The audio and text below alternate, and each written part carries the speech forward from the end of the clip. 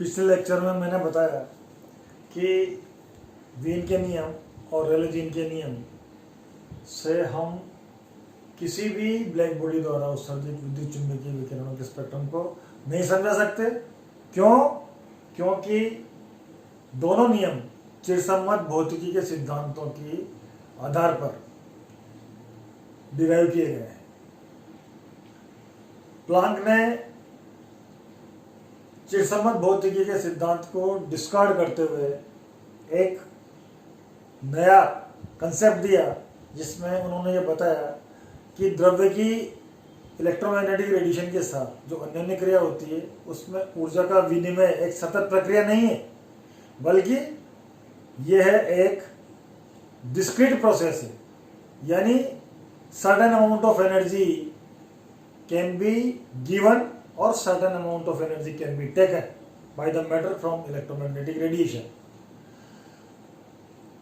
ये जो amount of energy है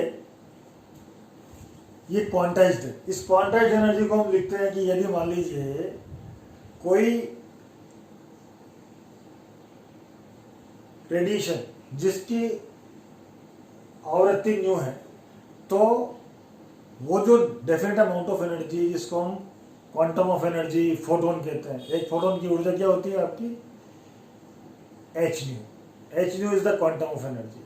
अगर मान लीजिए ये एन मल्टीप्लाइड बाय न्यू आवृत्ति की विकिरण उत्सर्जित कर रहा है, तो उस केस में आपकी जो एनर्जी है वो क्या हो जाएगी? E N is equal to N multiplied by H nu. Planck ने अपनी थ्योरी को डिराइव करने के लिए मैक्सवेल बोल्ट्जमान स्टैटिस्टिक्स का भी यूज किया। उसने बताया कि जो कैविटी है उसके एटम्स क्या कर रहे हैं? ऑसिलेट कर रहे हैं। तो इन ऑसिलेटर्स के द्वारा न्यू आवृत्ति के विकिरण भी आ रहे हैं, टू न्यू आवृत्ति के विकिरण भी आ रहे हैं, थ्री न्यू आवृत्ति के विकिरण भी आ रहे हैं। तो सपोज अगर मान लीजिए ऐसे एटम्स जो n multiplied by H new के बराबर एनर्जी रेडिएट कर रहे हैं, यानी n न्यू फ्रीक्वेंसी की रेडिएशन एमिट कर रहे हैं, उनकी संख्या nn है, तो T ताप पर इस संख्या का मान मैक्सवेल बोल्ट्जमान डिस्ट्रीब्यूशन फंक्शन से दिया जाता है। वो क्या दिया होता है? nn बराबर a exponential minus E N upon K T, E N का मान NH। अब हम कैविटी के द्वारा उत्सर्जित विद्युत चुंबकीय विकिरणों का स्पेक्ट्रम में ऊर्जा घनत्व ज्ञात करने के लिए सबसे पहले एक ऑसिलेटर की एनर्जी निकालते हैं, एवरेज एनर्जी। एवरेज एनर्जी कैसे निकालेंगे? कि कुल ऑसिलेटर की ऊर्जा डिवाइडेड बाय कुल ऑसिलेटर्स की संख्या। तो ये मैंने यहाँ पर लिख दिया, एवरेज एनर्जी बराबर समेशन ओवर एन, एन के ऊपर सम कर रहे हैं अपन, एन कुल ऑसिलेटर्स की संख्या है, बराबर E N divided by summation over N N N. ये कुल ऑसिलेटर्स की संख्या है और ये आपके पास कुल ऑसिलेटर्स की एनर्जी है। कुल ऑसिलेटर्स की एनर्जी कैसे आएगी आपके पास? जो NH न्यू एनर्जी एमिट कर रहे थे उनकी संख्या कितनी थी? NN। एक की NH न्यू है तो इतने सालों में कितनी हो जाएगी? ये कुल ऊर्जा जाएगी आपके पास। यहां पर हम NN का मान रख देते हैं मैक्सवेल बोल्ट्जमान डिस्ट्रीब्यूशन फंक्शन से, तो मेरे पास आ जाएगा एवरेज एनर्जी बराबर N H nu exponential minus NH upon NH nu upon K T divided by summation over N exponential NH nu upon K T. यहां पर मैंने क्या किया कि x बराबर H nu upon K T substitute कर दिया इस जगह। तो यहां पर मेरे पास क्या जाएगा? H nu upon K T तो x लिख दिया, यहाँ के टी आ जाएगा। ये एक्सप्रेशन बन जाएगा मेरा एवरेज एनर्जी बराबर K T N X E to the power minus N X summation over N E to the power minus N X. अब यहां पर ये जो न्यूमरेटर है, इस न्यूमरेटर को मैं डिफरेंशियल फॉर्म में लिख सकता हूं। कैसे लिख सकता हूं? D upon D X of summation over N E to the power minus N X इसको अगर ऐसे लिखना है तो मुझे यहाँ पर -x से मल्टीप्लाई करना पड़ेगा, यानी इसको सोल्व करूंगा तो मेरे पास ये रिजल्ट आ जाएगा। अब आगे बढ़े अपन, इसकी वैल्यू कितनी है और इसकी वैल्यू कितनी है, तो ये वैल्यू अपन ने निकाल ली। Sigma of e to the power minus nx, ये आपकी इनफाइनाइट एक्सपोनेंशियल सीरीज है जिसकी वैल्यू क्या हो जाएगी 1/1 minus e to the power minus x, और इसका यदि मैं डिफरेंशिएशन करूं तो d/dx of n e to the power minus nx बराबर minus e to the power minus x upon 1 minus e to the power minus x का whole square. ये दोनों वैल्यूज आपने डालेंगे किस जगह पे, एवरेज एनर्जी एक्सप्रेशन में। ये वैल्यू डाल दी और ये वैल्यू डाल दी तो मेरे पास बन जाएगा exponential E equal to X K T E to the power minus X upon 1 minus E to the power minus X. E to the power minus X से ऊपर नीचे मैंने डिवाइड कर दिया तो मेरे पास आ गया X K T upon E to the power X minus K T. मान रख दिया अपन ने यहाँ पर x बराबर H nu upon K T, तो के टी से K T cancel, H nu upon exponential H nu upon K T minus 1 बराबर S T upon lambda E to the power S T upon lambda K T minus 1। ये आपका expression आ गया किसके लिए, एक atomic oscillator, एक Planck oscillator की एवरेज एनर्जी के लिए। अब एनर्जी खाली अकेले से तो आ नहीं रही है, बहुत सारे ऑसिलेटर्स हैं आपके पास, तो हम जो स्पेक्ट्रमी ऊर्जा वितरण देखते हैं वो एक डेफिनेट फ्रीक्वेंसी रेंज या वेवलेंथ रेंज में देखते हैं। तो ये ऊर्जा कहाँ से आएगी, इस वेवलेंथ रीजन में जो आपके ऑसिलेटर्स हैं उनकी संख्या आपको पता होनी चाहिए। तो ये संख्या अपन निकालते हैं और इसकी जो वैल्यू आती है कैसे लिखेंगे इसको, ब्लैक बॉडी से lambda M lambda plus D lambda परास में उत्सर्जित विकिरणों का ऊर्जा घनत्व ये लिखा जाएगा, ये लैम्डा डी लैम्डा बराबर N lambda D lambda multiplied by E. N lambda D lambda ये प्रत्येकांक आयतन में ऑसिलेटर्स की संख्या है, और जब हम परिकलन करते हैं इसका तो इसकी वैल्यू प्राप्त होती है 8 pi upon lambda to the power 4 D lambda. ये हम प्रॉब्लम 4 में सोल्व कर सकते हैं, इसको हम डायरेक्ट यूज कर रहे हैं यहाँ पर इस फॉर्मूले में।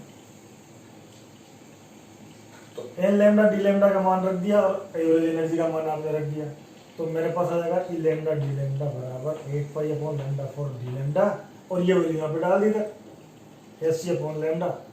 इसको सोल्व किया तो मेरे पास आ गया ई लैम्डा डी लैम्डा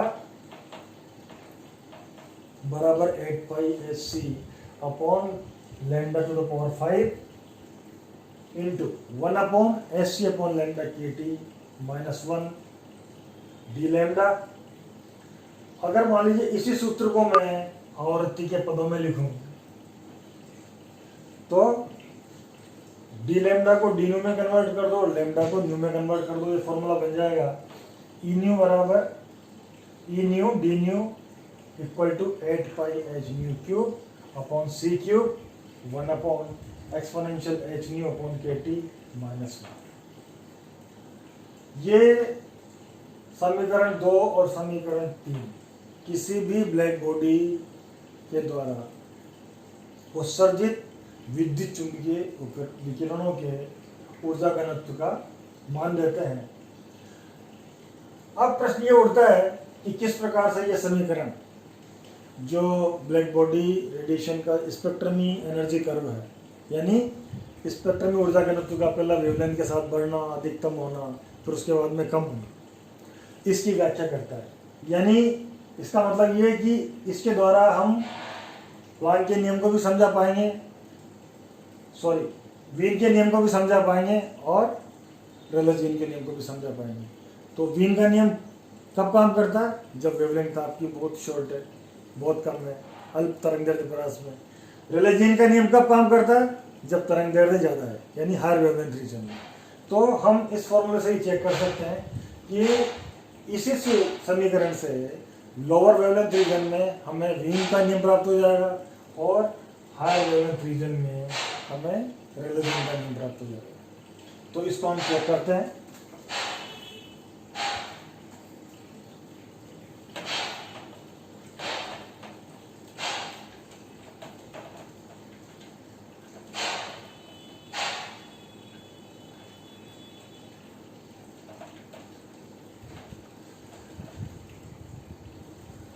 देखिए आप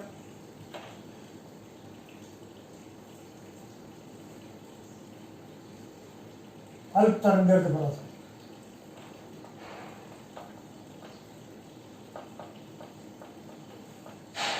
जब लैम्डा स्मॉल है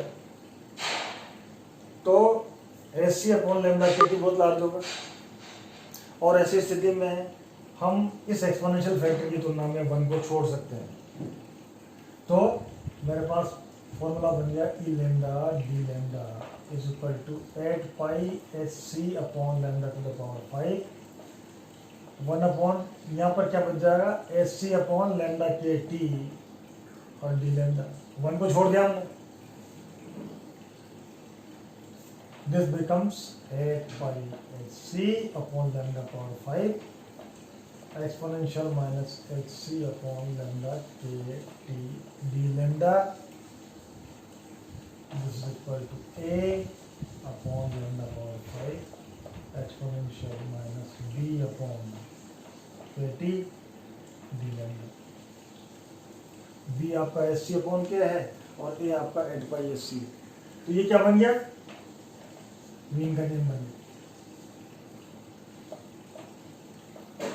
मीन का नियम मतलब हमने जो वेरिएशन है स्पेक्ट्रल एनर्जी, स्पेक्ट्रम में ऊर्जा है, उसका लैम्डा के साथ वेरिएशन किस प्रकार से हो रहा है, ये हमने लोअर वेवलेंथ रीजन में समझा दिया। अगर मान लीजिए इसी इक्वेशन को हम हायर वेवलेंथ रीजन में यूज करें, दीर्घ तरंगदैर्घ्य पर आते हैं, आपका जो H C upon lambda K T है ये 1 से बहुत छोटा हो जाएगा। 1 से बहुत छोटा हो गया तो ये जो मेरा फैक्टर है e to the power S C upon lambda K T, ये ऐसे अप्रोक्सीमेट कर सकते हैं। e to the power x is equal to 1 plus X when x is very very small. तो यहाँ पर हम रखें इसकी वैल्यू को तो 1 से 1 कैंसिल हो गया, 1 से 1 कैंसिल हो गया, तो ये फॉर्मूला बन गया आपका e to the power E lambda d lambda is equal to 8 pi kt upon lambda to the power 4 d।